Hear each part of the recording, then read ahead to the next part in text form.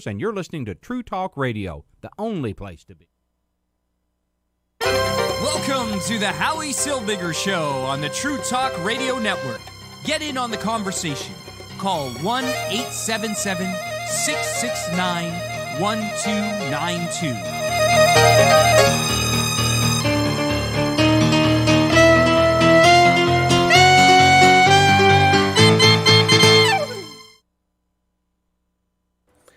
And good evening. Happy Hanukkah. My name is Howie Silbiger. This is the Howie Silbiger Show right here on the True Talk Radio Network. We are live, starting a little late tonight, but live nonetheless.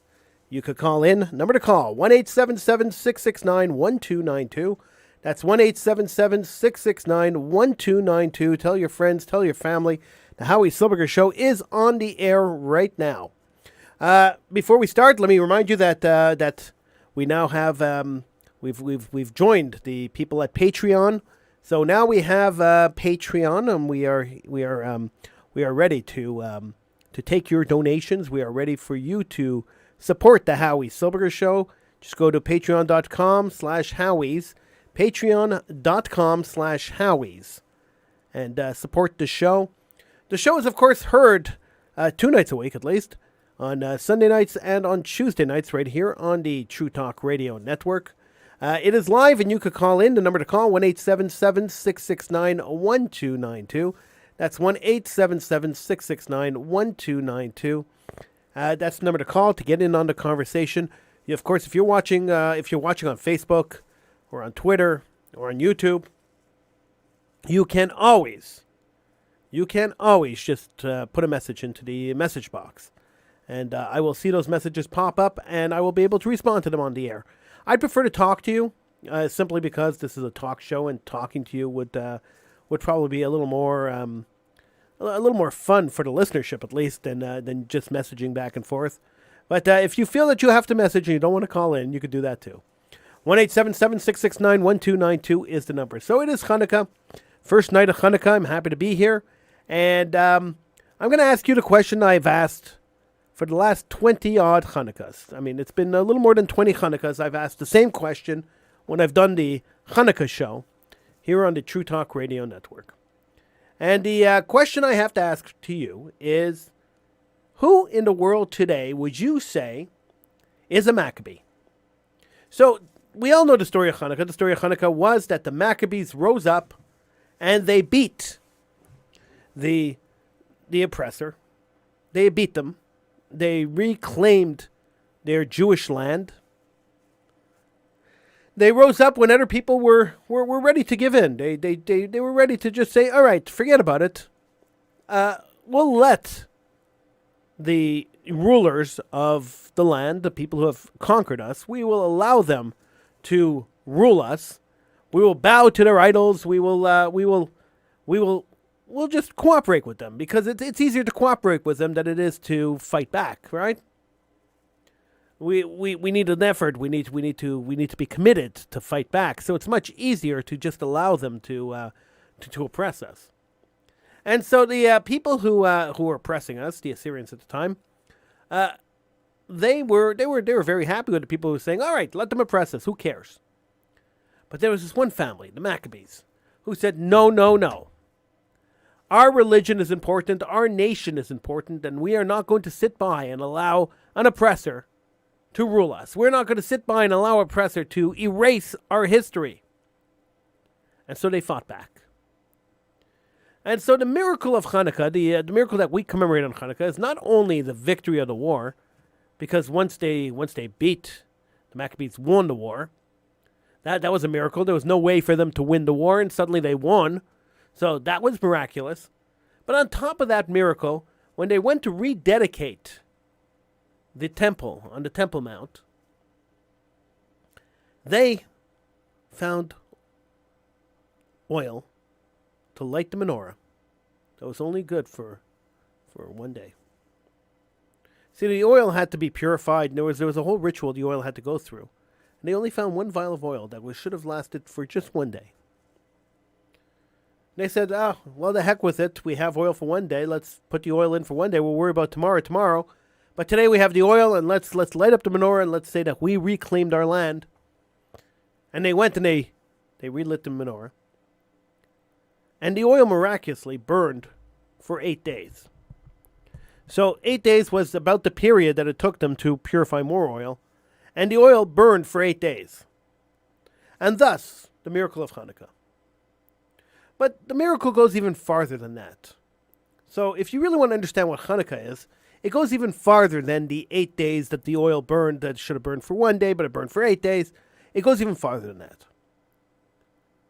Because the light of Judaism, which should have been snuffed out at Hanukkah in the original story, the light of Judaism continued to burn for another 2,000 years, 3,000 years now.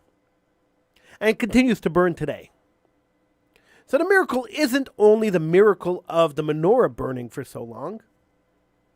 It is the miracle of Jews surviving for so long. It's the miracle of Jews still being alive today. Of Jews still being a nation. Maybe not a big nation, but a nation nonetheless. A strong nation. And that is the miracle of Hanukkah. So if you were wondering, why do Jews celebrate this holiday? What is this holiday all about? It has nothing to do with the Catholic holiday that happens around the same time. It has nothing to do with that. This is a celebration of the survival of good over evil. So people who are trying to oppress and destroy Jews, they're the Jewish conquering of our ancestral homeland, and of the candle burning for so many years. Well, for 8 days then, and then for so many years after that. That Jews still exist. We celebrate the existence of Judaism. We celebrate the fact that the Jewish light is still burning. And there are still Jews in the world, and I'm still here talking to you. And there's still other people out there, Jews, right around the whole world. And that Jews were not destroyed. So I ask the question every year, and some years I get good answers, some years I get no answers. So I'll ask the question again this year. I'm going to ask it on this show, and I'll ask it again on Political Hitman. Who do you consider a Maccabee today? If you had to choose from all the people in the world today, all the people who exist, all the people who are Jewish activists, all the people who are Israel activists, all the people who do something to help the Jewish people, who would you call a Maccabee today? 1-877-669-1292 is the number to call. It's 1-877-669-1292. You could post in the message boards on True Talk Radio. Well, if you're watching on True Talk Radio, go to Facebook or Twitter or YouTube and post on the message boards there. Who would you call a Maccabee today? I thought about this for a long time. I had to really think about this. Who would I consider a Maccabee? And it's a tough question.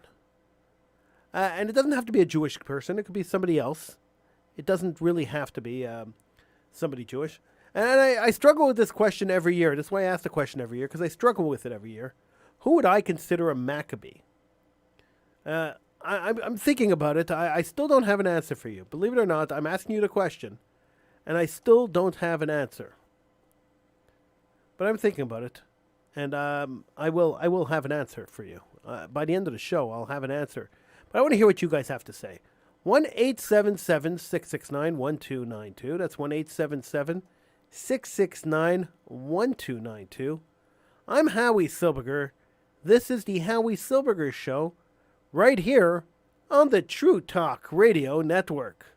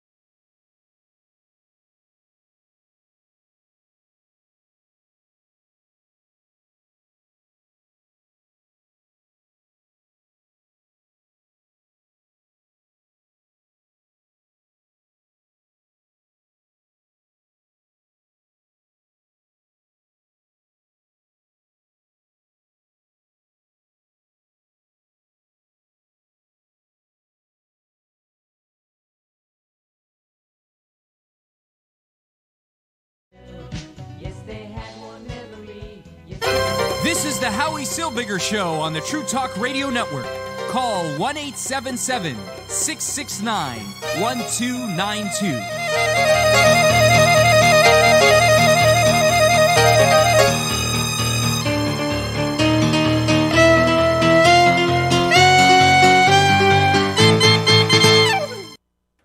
So I try to keep things positive on the show.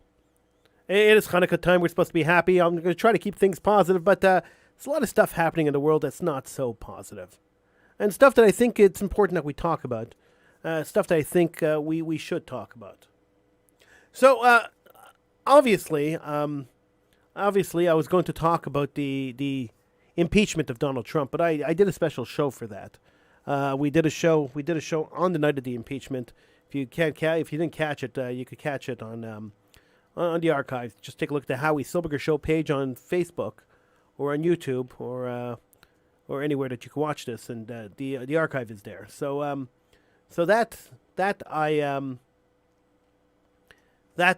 I shared with you. I shared with my views on that then. What I want to talk about is the fear that some Jews feel when it comes to being visibly Jewish.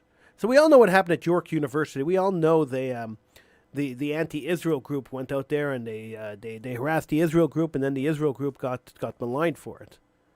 But there are other people in the world who are very scared to be Jewish, very scared to be publicly Jewish, very scared to take a look at to show any outward signs of Judaism. I mean, I see it with students at Concordia University who are afraid to wear kippahs on campus. They're afraid to wear yarmulkes on campus. I see it at McGill University now. People are taking their yarmulkes off. They're afraid to wear their yarmulkes on campus because of things happening on the university campuses. And it's kind of scary. In Salt Lake City, Utah, Vicki Ann Crane won't be putting a menorah in her window for Hanukkah this year. She didn't last year either. It's not because she doesn't celebrate the holiday. It's because she's afraid to do it publicly. Crane is a 29-year-old Jewish mother who lives in San Diego. And she said last year somebody spray-painted swastikas on her sidewalk in her neighborhood. And in April, on the first day of Passover, a gunman attacked a synagogue, the Chabad Poe, just a few blocks from her workplace. I looked at my window right now and I have neighbors have already decked out with everything Christmas decorations, she said.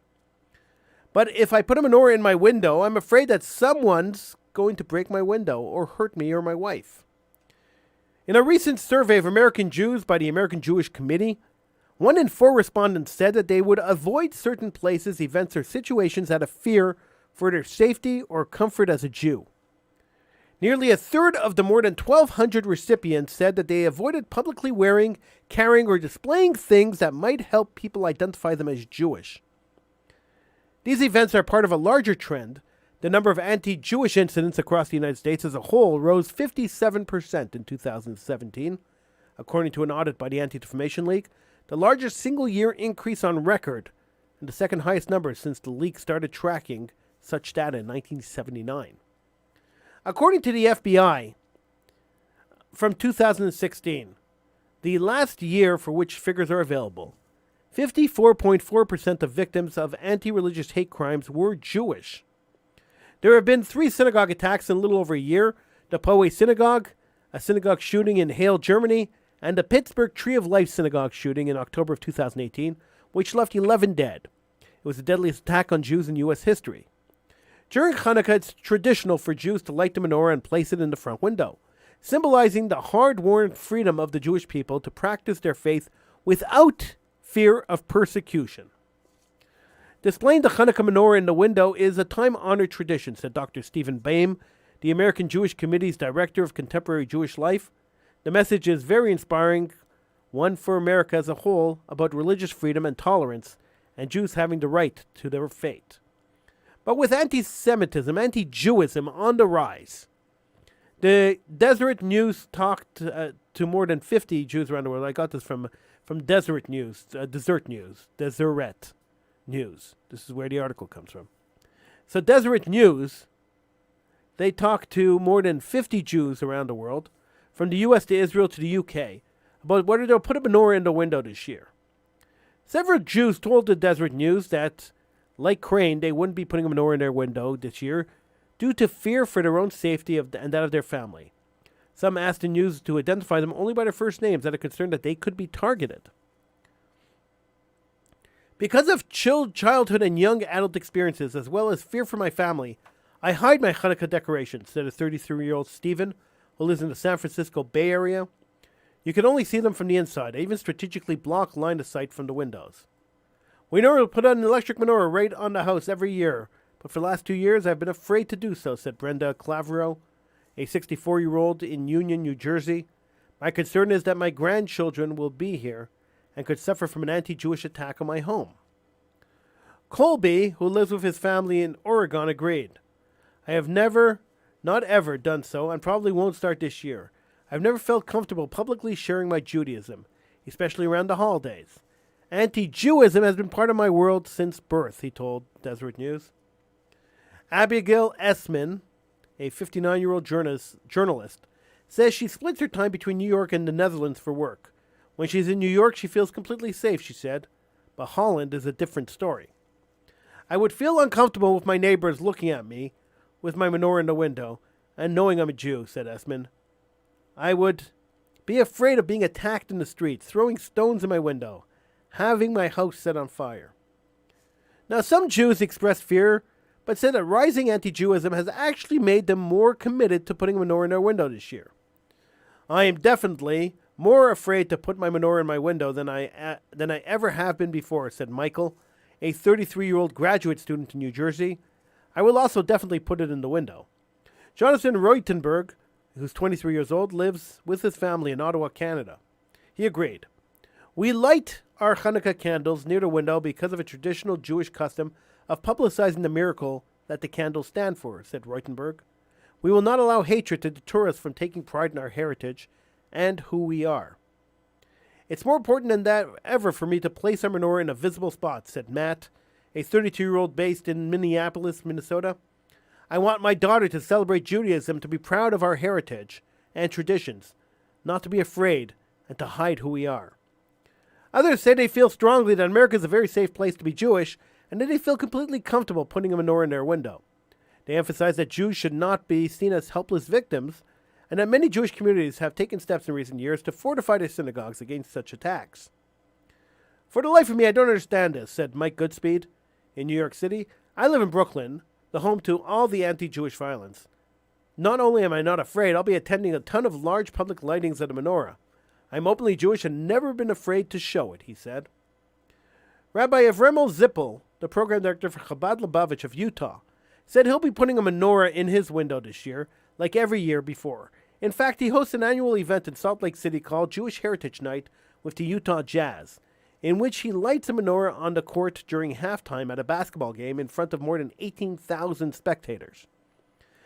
We have a choice to go away quietly and to give in to the hateful influences around us, said Rabbi Zippel, who's 28 years old.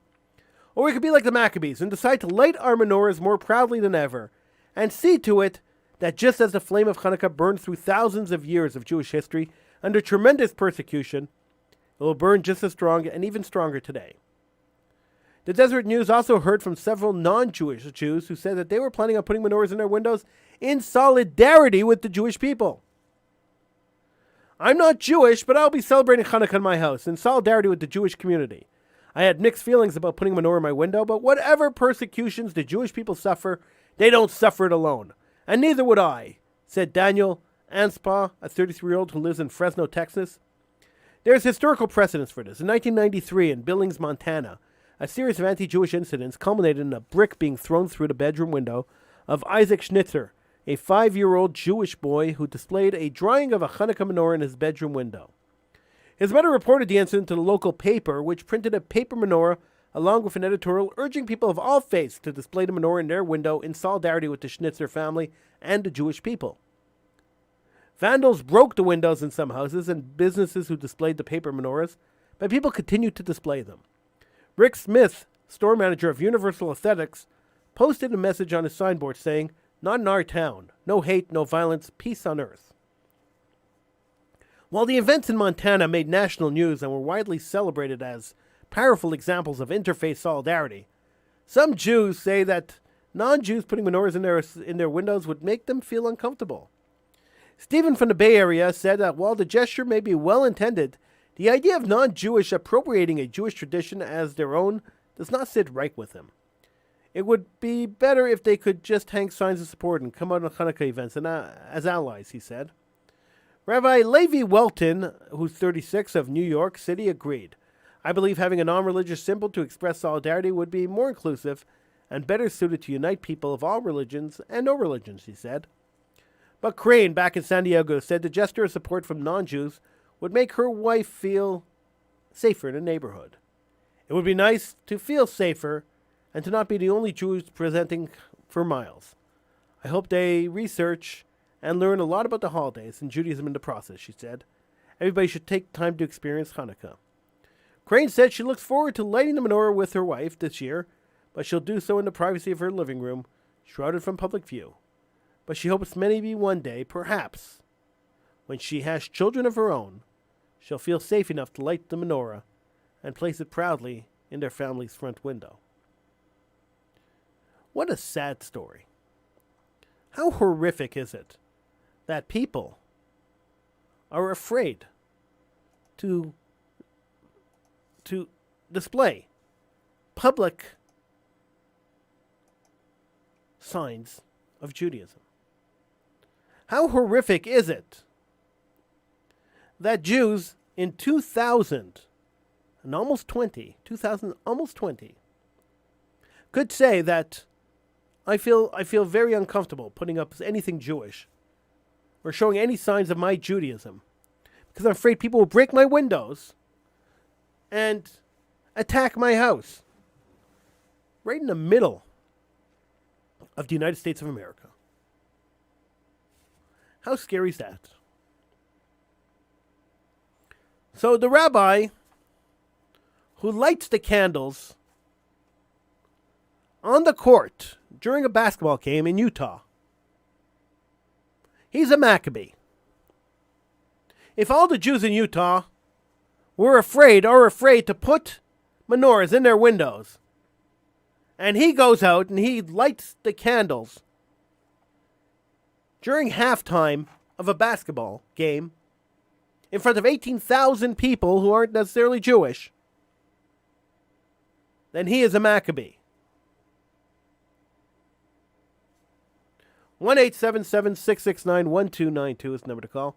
1-877-669-1292.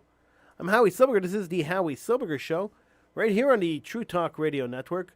Feel free to call in, 1-877-669-1292. The question is, who do you feel is a Maccabee today? Who would you consider a Maccabee? I don't know. I'm thinking about it. I'm still not sure. I think that rabbi in Utah, I would consider that rabbi in Utah a Maccabee. But who would you consider a Maccabee? Who else would you consider a Maccabee? 1-877-669-1292. That's 1-877-669-1292. It's interesting that that people are afraid to put up Jewish symbols. They're afraid to wear their yarmulkes. They're afraid to be Jewish. And we shouldn't be living like that. Not in 2019, 2020. We really shouldn't be living like that. We shouldn't have to be hiding the fact that we're Jewish. This is ridiculous. It's insane. Now, are people being too sensitive? Are we living in a snowflake world? That's quite possible that it's a snowflake world. But it's crazy that people are saying that they are not going to hang up their menorahs. They're not going to put their menorahs in their windows. It's absolutely insane. So, here we are. Hanukkah time. And it's almost disgraceful that people are acting like this. But should we accept it? Should we just say, you know what? Jews have never had it easy. And because we've never had it easy, we should accept the fact that people are afraid. And if people are afraid, we should just give in to our fear. Is that what we should be doing? I don't know. I'm not so sure about that. 1-877-669-1292. I'm Howie Silbiger. This is the Howie Silbiger Show. Right here on the True Talk Radio Network. We'll take a little break. When we come back, the Howie Silbiger Show continues right here on TrueTalkRadio.com. Feel free to call in 1-877-669-1292.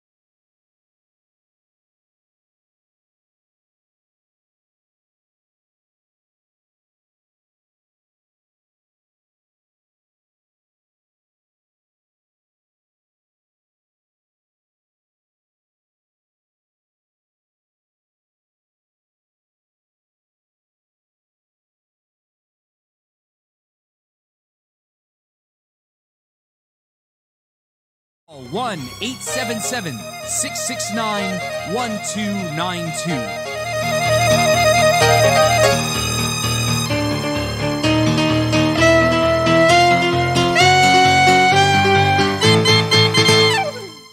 All right, so that was the that was the weirdest thing. The computer decided that that it was Purim, not Hanukkah, and so it started playing a Purim song. Although I set it to play Hanukkah songs, it started playing a Purim song. So those of you listening on the stream, you heard the Strange Poem song start, which is a little weird, but okay, whatever. Whatever works, that's fine. I'm pleased to I am pleased to welcome to the microphones to the show somebody who's been on the show for as far back as I can remember. His name is Mark David. He is my intrepid reporter from Toronto. Hello, Mark David. How are you? Good evening, Howie. Doing well. How about yourself? I am excellent. Thank you so much. Yeah, so good Mark, to be here, and a very happy first night of Hanukkah to you and everyone else out there in Radio Land. Thank you so much. The big question I have for you, Mark, and it's the question I've been asking all evening, is who would you consider a Maccabee today? So I guess you still don't have your own answer to that question yet, right? I do not have my own answer to that question. It is a tough question. I've been listening to the show, and yes, I had to think a little bit myself about who's a Maccabee, who best personifies that role, that name. And I had to do some thinking, but I believe I met someone who could qualify, or rather listened to someone who could qualify as such a month or two ago. He was a guest speaker at a dinner I was attending at a shul here in Toronto, and his name is Rami Sherman. If that name is not familiar to you, he's a very important guy. He was involved in the Entebbe raid. I remember you did tell us about this a couple of weeks ago. That's right, yeah. So I had a chance to hear him recount the story in amazing detail about the Entebbe raid and his experience. I believe that was called Project Thunderbolt. Amazing. Correct me if I'm wrong.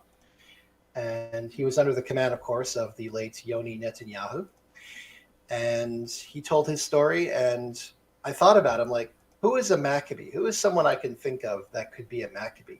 And because of what he did, brave, heroic efforts, I thought maybe Rami Sherman could be a Maccabee, a modern-day Maccabee. Well, I think he qualifies for sure. Yeah.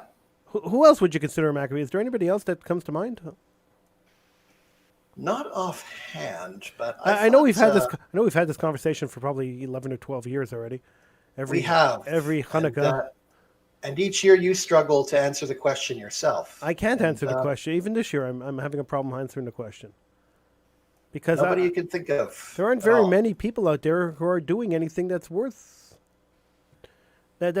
of the title Maccabee. That's the problem I have. I thought of someone else just as you were saying that. And I know we've had members of this group on the show before, one in particular. Maybe the Jewish Defense League. They're sort of modern-day Maccabees.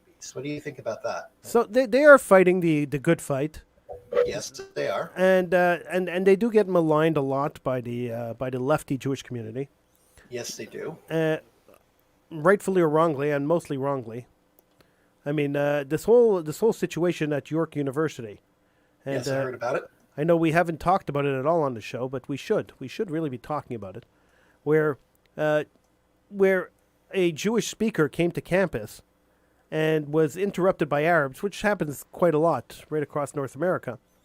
But in this case here, it got violent. The situation got violent, and the people who were blamed for the violence were, of course, the Jewish people, not the Arabs who caused the violence.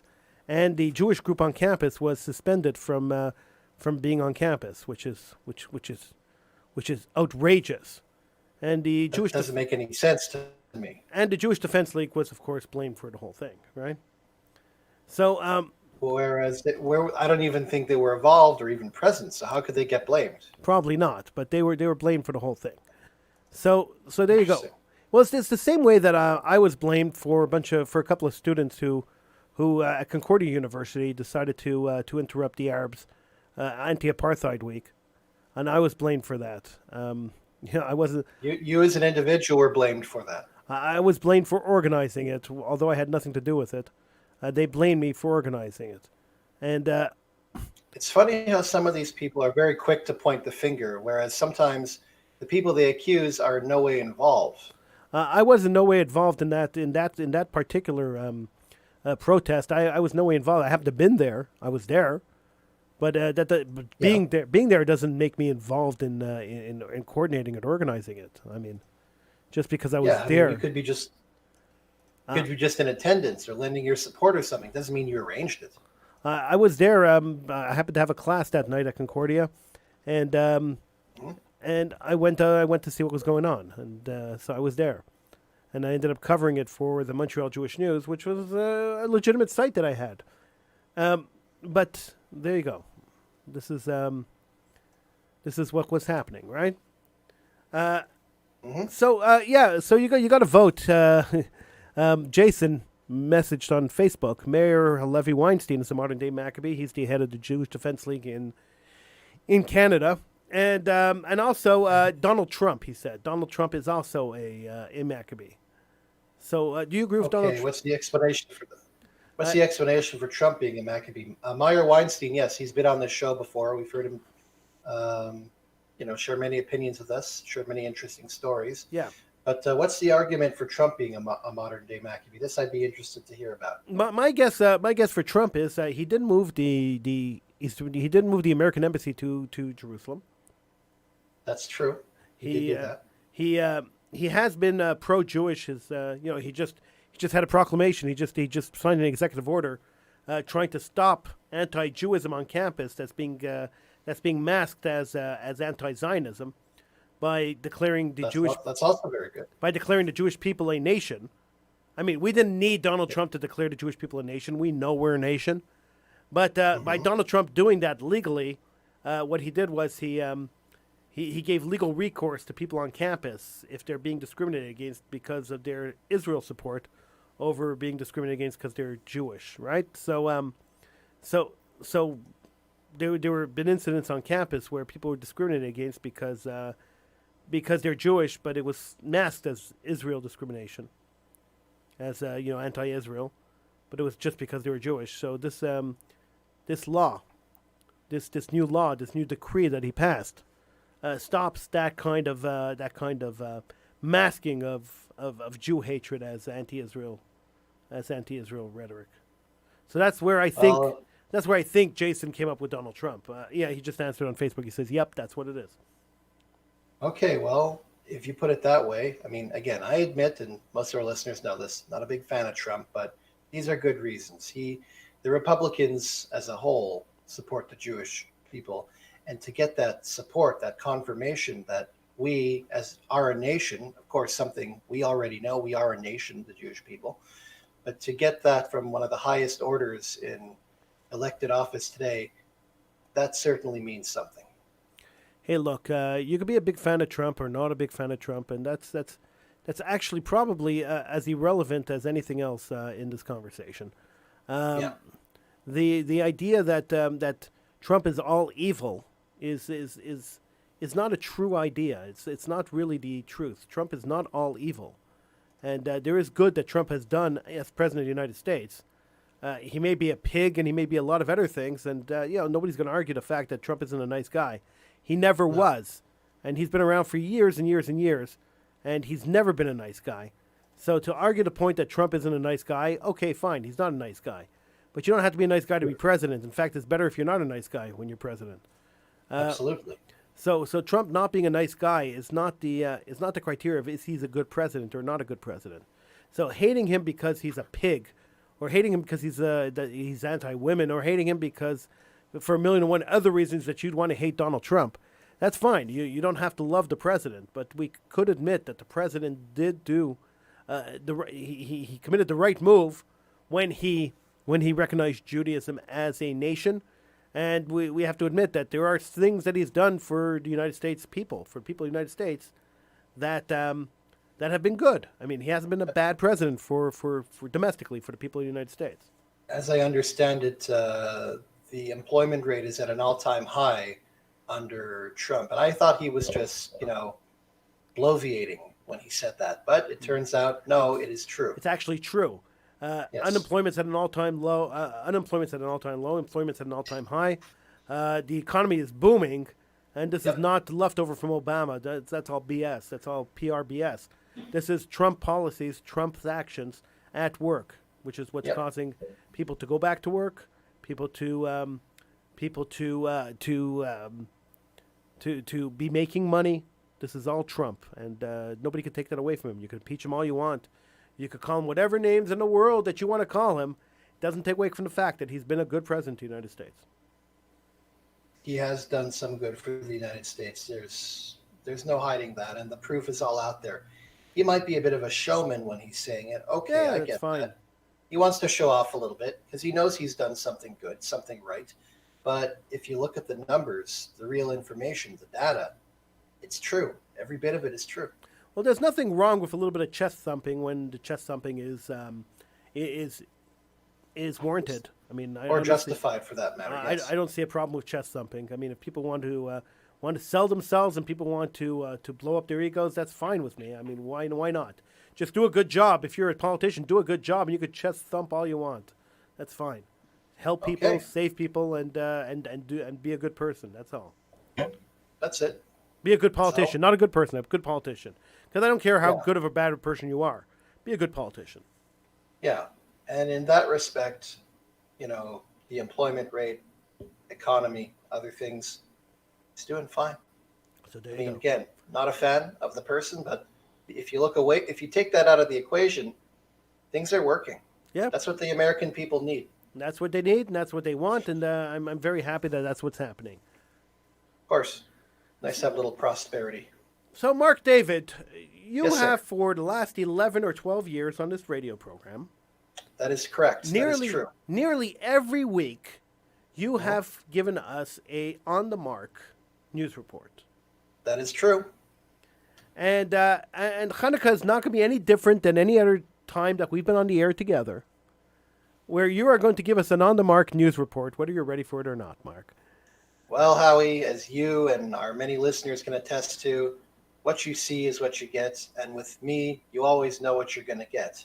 And yes, that will include another installment of On the Mark, which I have prepared and ready to go. But the question is, are you ready to hear it? In just a minute, because we have another suggestions, at least another 2 suggestions for who could be Maccabees. And keep your suggestions coming in. You could type them into the message boxes, or you could call us.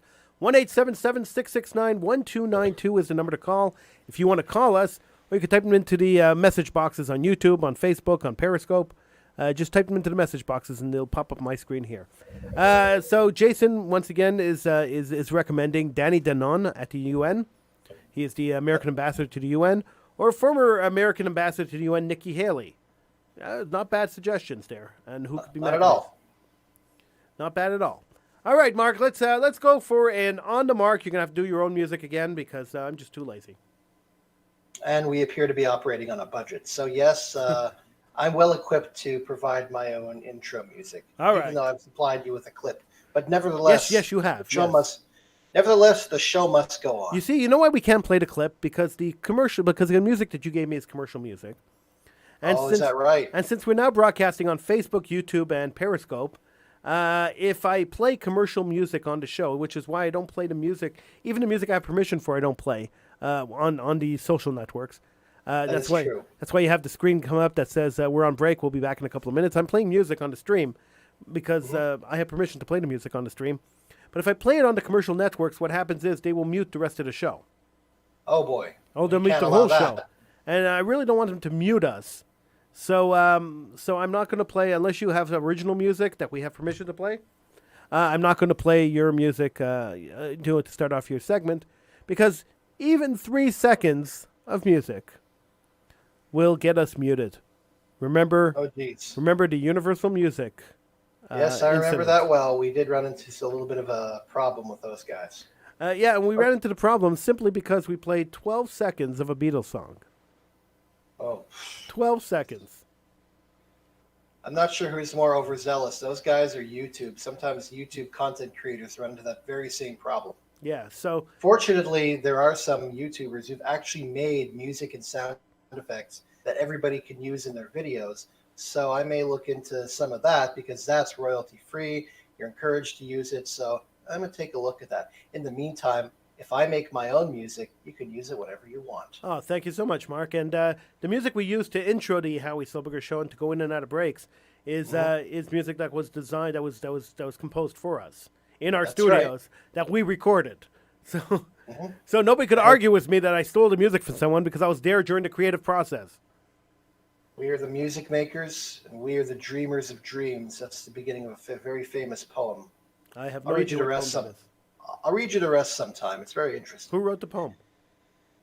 Who wrote the poem? How about I tell you? Okay. Because it's a very good poem, and I've referenced it a few times. We're the music. It actually is mentioned in, of all places, Willy Wonka and the Chocolate Factory when one of I the see. children questions Willy Wonka himself. It is by. It is called Ode, and it is by Arthur O'Shaughnessy. Why Uh-huh. not read it now? Oh, We'll have a why poetry not? moment All right. on So the now, Howie Silbiger show. so we don't normally, we don't normally do this, but there's a lot of stuff on the show we don't normally do that we end up doing. Now, a moment of poetry right here on the Howie Silbiger show with Mark David. Thank you. Ode by Arthur O'Shaughnessy. I wish I had violin. I wish I had a violin with me. Yeah, Just or like just maybe yeah. some like smooth jazz in the background. That's Anyway, right. Anyway, this isn't a poetry slam, but this is our answer to that. We are the music makers, and we're the dreamers of dreams, wandering by lone sea breakers and sitting by desolate streams, world losers and world forsakers, on whom the pale moon gleams. Yet we are the movers and shakers of the world forever, it seems. With wonderful deathless ditties, we build up the world's great cities, and out of a fabulous story we fashion an empire's glory. One man with a dream at pleasure shall go forth and conquer a crown, and three with a new song's measure and trample a kingdom down. We, in the ages lying, in the buried past of the earth, built Nineveh with our sighing, and Babel itself in our mirth, and o'erthrew them with prophesying to the old of the new world's worth. For each age is a dream that is dying, or one that is coming to birth. A breath of our inspiration is the life of each generation, a wondrous thing of our dreaming, unearthly, impossible seeming. The soldier, the king, and the peasant are working together in one, till our dream shall become their present, and their work in the world be done. They had no vision amazing of the goodly house they are raising. They had no divine foreshowing of the land to which they are going. But on one man's soul it hath broken, the light that doth not depart, and his look or word he hath spoken wrought flame in another man's heart. And therefore today is thrilling, with a past day's late fulfilling, and the multitudes are enlisted in the faith that their fathers resisted, and scorning the dream of tomorrow, are bringing to pass as they may, in the world for its joy or its sorrow, the dream that was scorned yesterday. But we with our dreaming and singing, ceaseless and sorrowless we, the glory about us clinging of the glorious futures we see, our souls with high music ringing, O men, it must ever be that we dwell in our dreaming and singing a little apart from ye, for we are afar with the dawning and the suns that are not yet high, and out of the infinite morning intrepid you hear us cry, how, spite of your human scorning, once more God's future draws nigh, and already goes forth the warning that ye of the past must die. Great hail, we cry to the comers, from the dazzling unknown shore. Bring us hither your sun and your summers, and renew our world as of yore. You shall teach us your song's new numbers, and the things that we dreamed not before. Yea, in spite of a dreamer who slumbers, and a singer who sings no more. There you have it. That was wonderful. Thank you. All right, Thank you. We're going to take a little break. When we come back, Mark David and On the Mark right here on the Howie Silbiger Show, right here on the True Talk Radio Network. 1-877-669-1292 is the number to call. 1-877-669-1292.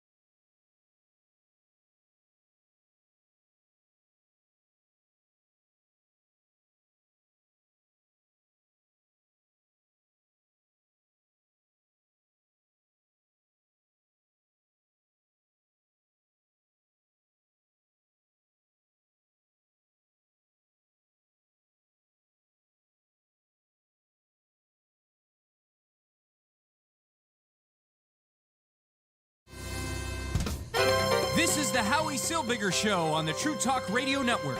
Call 1-877-669-1292.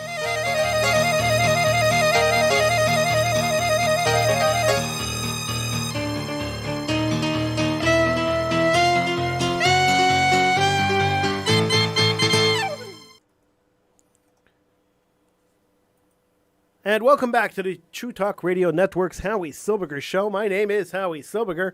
On the line with me is Mark David. He is my intrepid reporter and now new poet laureate of the Howie Silbiger Show right here on True Talk Radio. Mark, congratulations on the new title. Thank you. Yes, adding to the already impressive list of accolades I've got, I am now the poet laureate of this radio show, and I guess in effect, TrueTalkRadio.com. Yes, sir. I don't have another poet laureate on this on the network, so I'm thinking about this. How maybe we can make. Well, thank you. I'm thinking maybe we could make this a regular, or even semi-regular thing, because you want to the read Howie Silbiger Show is a regular of the arts. You want to read poetry on the Howie Silbiger Show? I used to write my own. I see. Okay. I wrote. I used to take like a word, like say my name, for instance, and make a poem out of that. Like put like MARK, and then each letter is a line or a single word. I am not sure how. I'm not sure how much our listenership would be into hearing poetry every week. Well, maybe we'll just make it a once in a while thing, but nevertheless, I accept the title graciously. We could poll the listenership if you want. That's always a good way to get feedback about things. We could ask the listenership if they want to hear poetry more often. I'm sure. willing to wager they're going to say no. I'm willing to bet you're right. but I mean, if you want, we could put a poll up somewhere and try to get some kind of consensus. Yeah, I mean, we've got our Facebook page for the Howie Silbiger Show. All right, Mark. So feel free to put a poll up on the Facebook page. You know how to do it. I'll get around to that. Yeah, I help manage that page. By the way, feel free to follow along. We're posting things about the show all the time, and that's also where you can find our live stream, where we're broadcasting right now. That's right, and it's a great place to find out if we're on the air, off the air, what's going on with the show. We have all the information. Everything that you need to know about the Howie Silbiger Show will be posted on the Facebook page. So, that's right. So give us a follow. It's as simple as clicking a button. So really, instead of messaging me, and like some people do that, they just message me and they say, "Are you on tonight?" Instead of doing that, just check out the Facebook page. That's what it's there for. If I'm on, I will post it. If we're off, I will post it. There's a plethora of information you can get from the Facebook page. You don't have to send me messages. I should mention, Howie, speaking of being on and off, I'm coming to Montreal again. Oh, good. Yeah, for the holidays. Nice. This Wednesday, I'm going to be coming to town, so maybe I'll see you. I am looking forward to seeing you. Yeah, it'd be nice. And maybe while you're in town, you might be able to come by the studio and we could do the show live.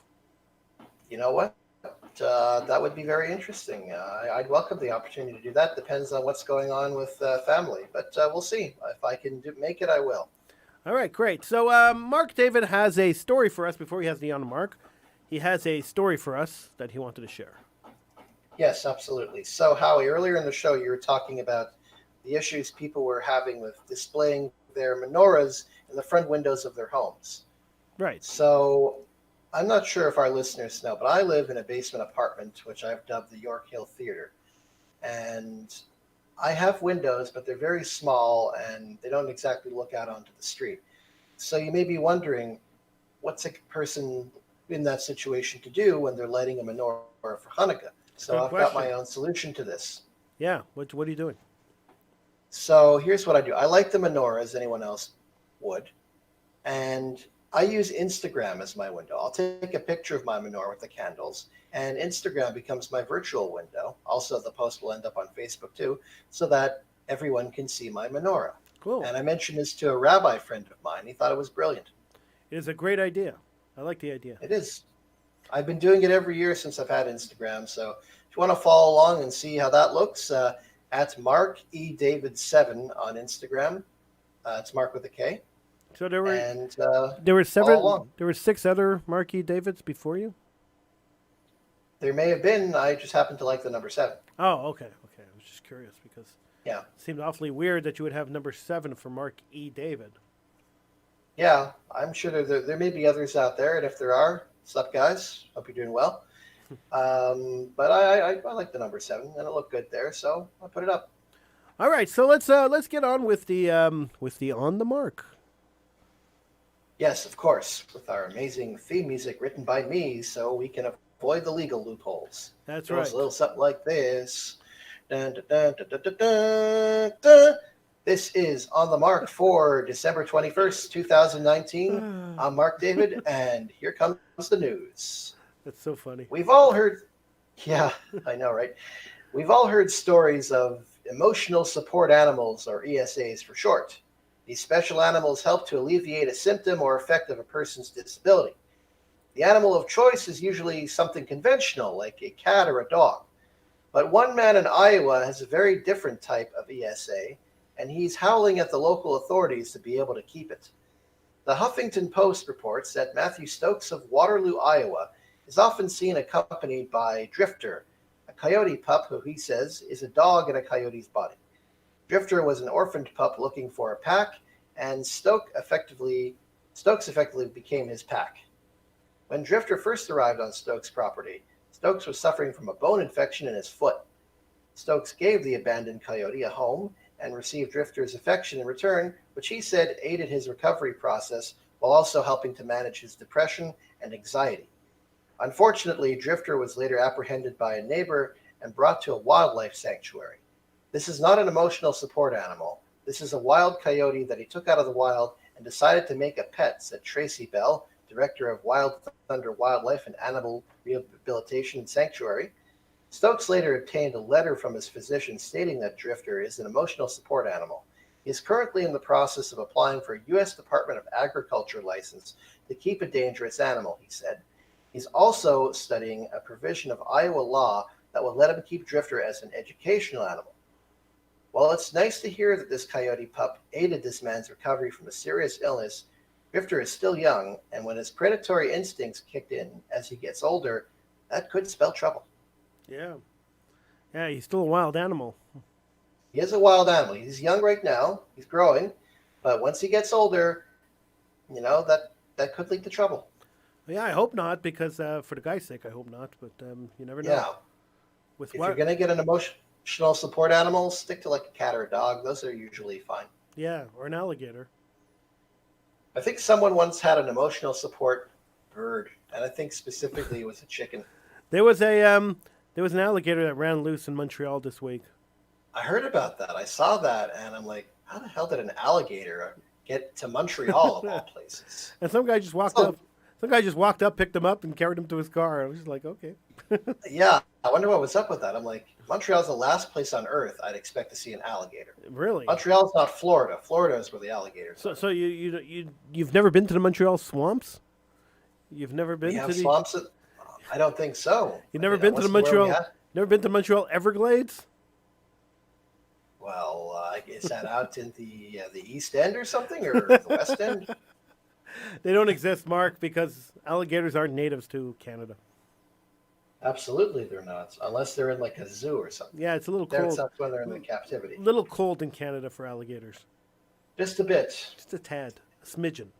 Just a tad. Yeah. A smidgen. Although weather report, it's supposed to be +7 in Toronto tomorrow. Yeah, but even +7, I mean that's kind of cold. That is pretty cold for an alligator. But for this time of year, for humans, it's great. Yeah, but for an alligator, it's kind of cold. Indeed, it is. So I mean, I probably would not be hosting an alligator anytime in the near future. No, I doubt I'd be doing that myself, and I'm sure many of our listeners would not be interested in doing that either. No. All right, what's your next story, Mark? Our next story. The elf on the shelf is a popular Christmas gimmick in which a small stuffed elf sits on a shelf and acts as a sentry for Santa Claus. The story is that the elf watches over children and communicates their behavior to jolly old St. Nick. A Jewish version called the Mensch on the Bench also exists. Over the years, there have been many photos shared across social media depicting the elf causing all kinds of mischief. One recent example may have taken the joke a bit too far. A mother named Amanda in Swansea, England, shaved the word elf into the back of her daughter's head while she was asleep, and then staged the elf nearby with the clippers in hand.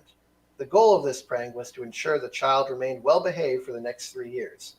Folks, there are far less physically and emotionally damaging ways of getting your kids to listen to you and behave properly. Please don't subject your children to this kind of treatment. Thank you. Whoa, whoa, whoa. 1 second. I'm sorry, I don't mean to laugh, but it's kind of insane. It's kind of crazy. There's a few things to unpack here, and there's photo evidence of that too. So the mother, wait. So the mother went and she shaved the word elf. How old was the kid? Do we know? I think 6. So the mother went and shaved the word elf into her 6-year-old daughter's head. Yeah. And then took the clippers and put them into a stuffed elf and blamed it on the stuffed animal. Yeah, that's right. You got it. Was this in Florida? I'll let you. No, it was in England. Oh, that sounds so much like a Florida story. I mean, Doesn't it? If I closed my eyes and you told me the story and I didn't know where it was from, I would say 100% Florida. Nope, it was a mother in England who did that to her child. That's so terrible.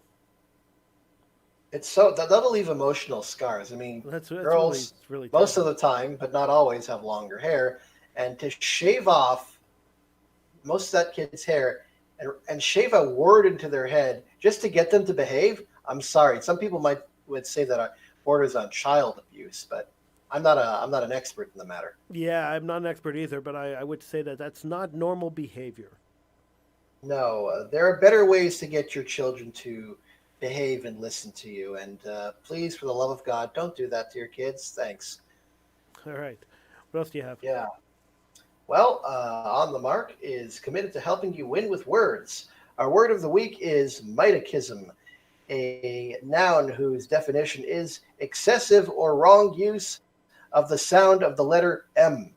Use it in a sentence today and impress your friends with your whimsical word knowledge. What? Have you ever been in a situation where you or someone else did not use the sound of the letter M properly? Well, guess what? No, There's a word that means that. I don't think I've ever been in that situation. Give me an example of not pronouncing the word M properly. Using the sound of the word M properly. Jeez. Well, let's see. My name starts with an M. So if I called you Ark. Yeah, you could call me Narc. There you go. But then I would be using the word the sound for the letter N properly. Yes, and also narc is a word. It's short for a narcotics cop. Right. You know? So there's an example of mitachism, which again is I see. Excessive or wrong use of the sound of the letter M. Where do you find these words? This actually came from Merriam-Webster, I believe. Mitachism. Yeah, these are words you need to know. Well, definitely need to know them. Yeah. My goal is to make the world a little bit smarter, one news report at a time. Well, yeah, it's working, Mark. It's working. So it's working, Hark. It's working. When you listen to this report, if you become smarter afterwards, even by 0.1%, then I've done my job. Yes, Fark, you have done your job. I am proud of you. Thank you, Sowie. This week's random.org random 5-digit number is actually a palindrome, 91119. 91119. That number could, that number could come in handy in some way, so write it down and don't forget it. That number is 91119. 91119. Yes, 2 9s and 3 1s. All right. It's a 9 sandwich with 3 1s as a filling. Well, that works for me if it works for you. If it works for me, then it works for you. Definitely works for me. There you go. That's it for this week. Until next time, this is Mark David wishing you good night and good news. Good night and good news. That is that is a great sign off. Where did I hear that before? Who'd you steal that from? Made it up. Oh. You mean you didn't steal that Good from night. somebody? No, I thought, good night because we are on at night, and good news because I want good news for everyone. I like it. I like It just a made lot. sense. I And like I it do a wish lot. for good news for all of you, all of our listeners, and of course you as well, Howie, and for myself. Why, thank you, Mark. In 2020, which is coming up. I may not be a person with 2020 vision, but I got a good vision for 2020. Well, Kark, I think you're right. I think 2020 is going to be a great year. I hope so. Brand new decade. You know what? I thought of an idea. Since a lot of It's not a lot lark. of websites, TV shows. It's really not a lark. What's that? It's really not a lark. We really want a good year. Of course, we do want a good year and a good decade too. This is the end of one decade, the beginning of another. Hark, look I at thought, that. Hark, look at that. It's the end of a Oh decade. no, that's right.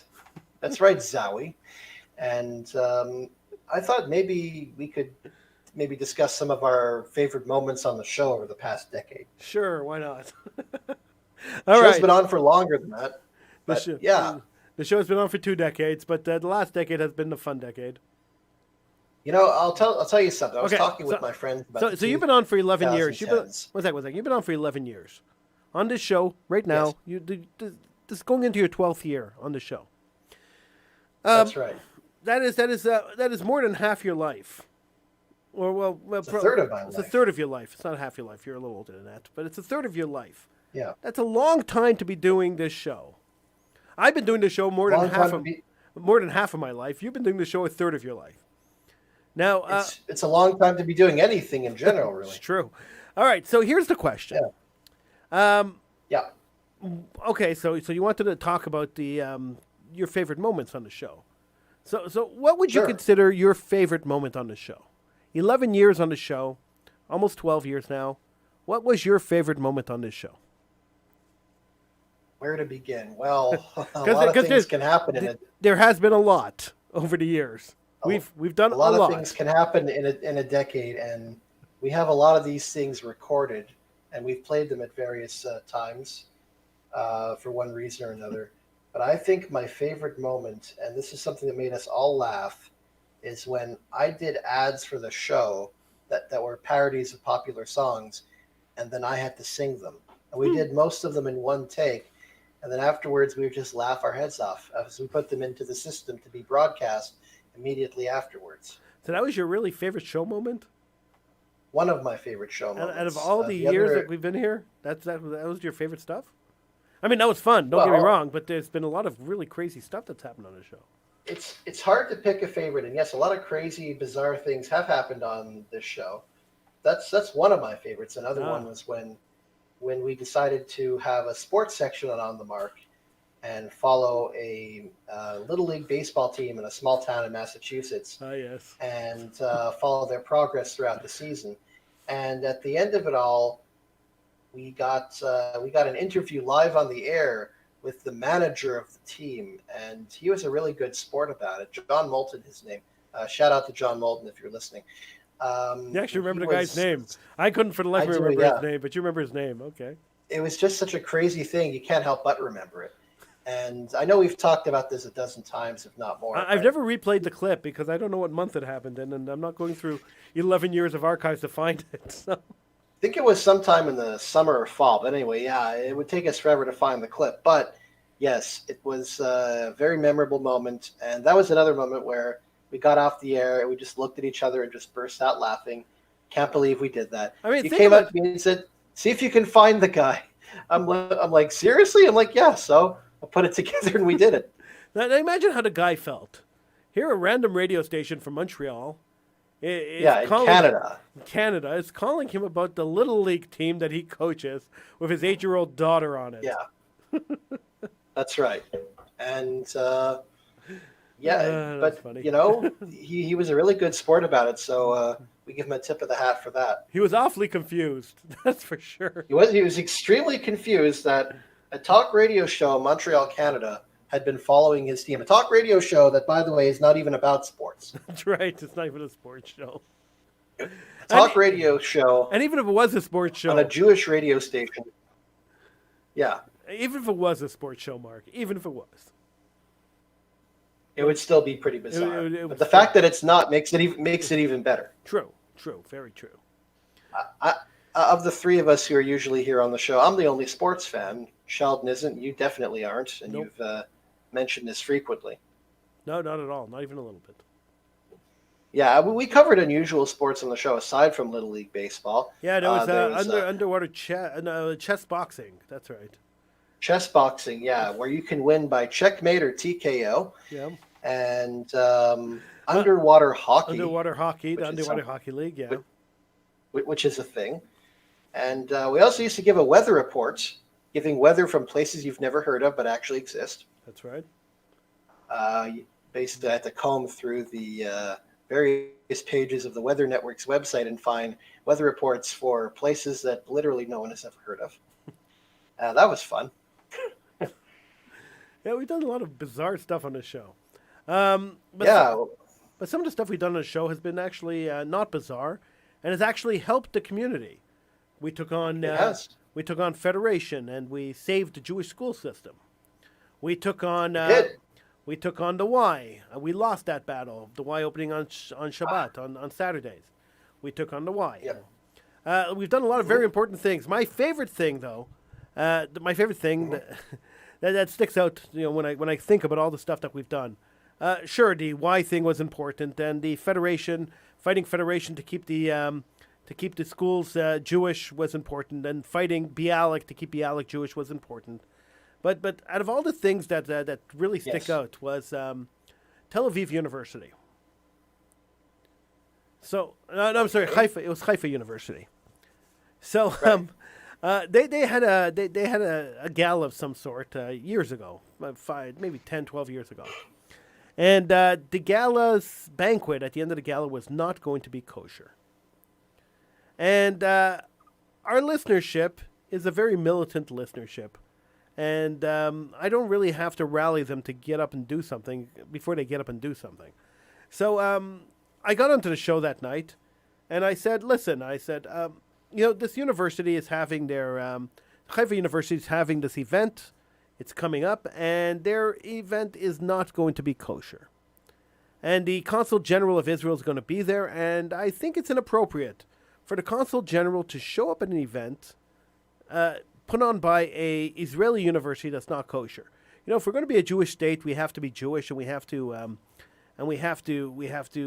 abide by some of the Jewish traditions. So how much more expensive, how much harder would it be to have a kosher event? And by not having it, you're basically saying, we don't care that we're a Jewish state, we don't care that we're a university in a Jewish state, and the heck with Jews. And I left it at that, and I went on and did the rest of the show about something else. The next day, the executive director of Haifa University shows up at the radio station. He actually physically shows up at the radio station and asks Robert Levy, the president of the station, to tell me to stop talking about the university because he can't get any work done. He's getting so many phone calls. And that really stuck out on me, because year was that? It was just in passing. I mean, I barely spent 2 minutes talking about it. And he got so many calls, he actually got off his butt and came down to the station to tell the station to tell me to shut up. I don't remember what year it was. It was maybe 10 years ago, maybe 11 years ago. And they changed their event to a kosher event after that. So because of things we said, positive change occurred. That's very good. That's very powerful. Yeah, so we had a pretty powerful show until we left the station and ended up online. Our show's still pretty powerful, but we don't wield the same kind of influence that we did when we were on AM. We wield a different kind of influence. The people who listen to this show are militant people too, and they go out and they do stuff. So if we tell them to do something, or we say that we want them to do something, we can't tell anybody to do anything. We don't have that kind of power. That's right. But if we suggest that things be done, people who listen to the show actually go and do them. They take action. That's right. I know when our show left its original home, people were coming up to me because they knew me from the show and say, "Hey, where's the radio station? I don't hear it anymore. I don't hear the show." And I said, well, a very ironic thing happened. The radio station went from Jewish to Christian. Yeah, so weird. And it is very weird, which some of them thought was funny. But no, I said it's the truth. And it happened on, of all days, April 1st, 2016. Yeah, even weirder. Yeah. And then people thought I was joking. But no, it's not an April Fool's joke. That's what actually happened. And, we always had TrueTalkRadio.com. And so that's where we ended up. And we kept the show going unchanged. It's still us doing the show, talking about the same things, and of course, interacting with you, our listeners. That's right. So we have an 800 number, and you can always feel free to use it anytime during the show. All right, Mark, that's it. We're pretty much out of time. Well, okay. Thank you for coming on. I appreciate it. I really, and I know we were running a little late today, so thank you for being patient and coming on when we started up and we finally got the show running. I appreciate Howie, it's my pleasure. I don't know if this is our last broadcast of the year, but if it is, I wish you and everyone else happy Hanukkah and a happy New Year as well. Thank you, and to you. I'm pretty sure I'll be on again on Wednesday, maybe on Thursday, Wednesday, Thursday. But I mean, you're welcome to join me if you want. And I'm thinking of maybe, just maybe, getting on during the holiday, during the non-Jewish holidays.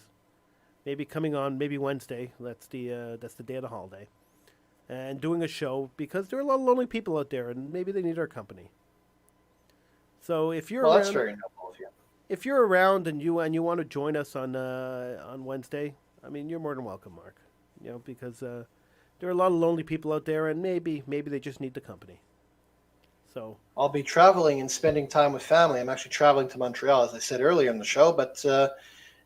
If I could make it on the show while I'm in town, and I always have this long-standing offer, if I could make it on the show while I'm in town, I'd be happy to do it. All right. Thank you so much, Mark. Thank you for listening. Thank you for watching, and we will be back again. At least I will be back again on Wednesday or Thursday. I'm not sure which one yet. Right here on True Talk Radio. Watch. Keep your eyes on True Talk on English, right? You get to the end of the show, and then suddenly your English just goes bye-bye. Watch. What am I trying to say, Mark? You're trying to tell our listeners to watch our Facebook page for more information, which you can follow on Facebook. And also, Howie will let you guys know if we're broadcasting or not and when. That's exactly what I was trying to say. Thank you, Mark, for putting the words into my mouth because I couldn't. And don't forget to support us. We've been working together for so long, we can finish each other's sentences.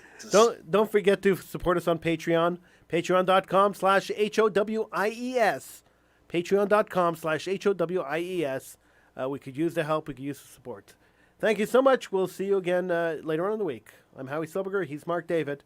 This is the Howie Silbiger Show on the True Talk Radio Network.